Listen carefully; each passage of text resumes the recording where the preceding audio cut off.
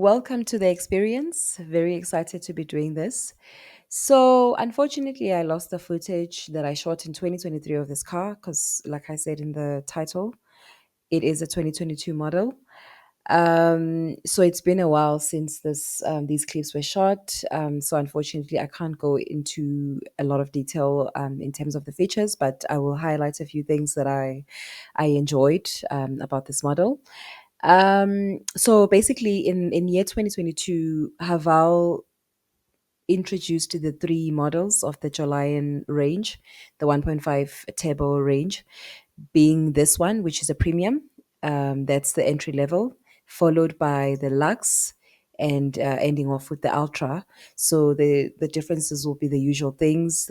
This one, the premium, coming at a 17-inch wheels, a 10.25-inch infotainment screen, and then when you look at the Ultra, which is the last one of the models, that one has a 12.3-inch infotainment screen.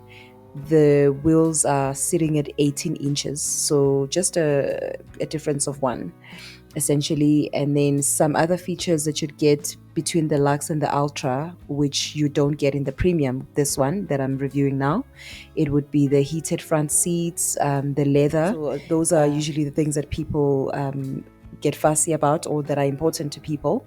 And then if you look at the Ultra, unlike the Lux, it has the panoramic sunroof, which is also tends to be a winner for most people. But just to now come back to the drive, the feel of the car, it's smooth on the road. You get that, you do get that feeling of driving in a premium, but without parting with too much, too much from your pocket, which is always nice. It's a nice feeling to be getting a smooth ride, a decent ride, more than decent to be honest. But obviously, it won't drive like you drive a I don't know, a BMW or a certain Mazda, etc. But it does have a nice feel to it. It's smooth enough to really have a drive that is almost uninterrupted, feels uninterrupted, no hiccups. One of the things that I enjoy about this one, it's smooth on the open roads.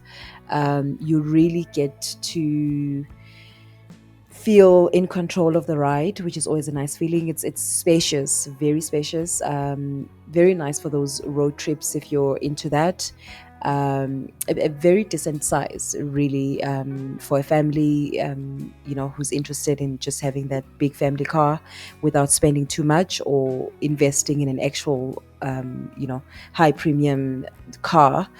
You're getting a lot of the basic stuff that most people would consider to be essentials when it comes to a ride. So now I'm going to touch briefly on pricing. So this model, the premium, was around 347 950. Then the Lux, which follows the premium, was around 379, so we can say 380. And then the Ultra around 399.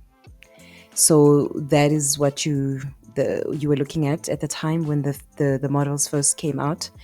But now, as you'd obviously be buying them at a resale value, being 3 years after the release date, and looking at the fact that their mileage would be ranging around 40,000 kilometers for a person who drives just basic trips in a month, probably work and home, and then a few errands over the weekend.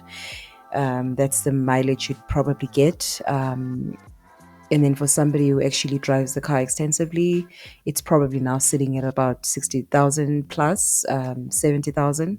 So based on those factors, I don't know what the stats are in terms of how well these are selling or how many of them there are in the market, because that will also influence the resale value. But you'd probably be looking at about the early 300s.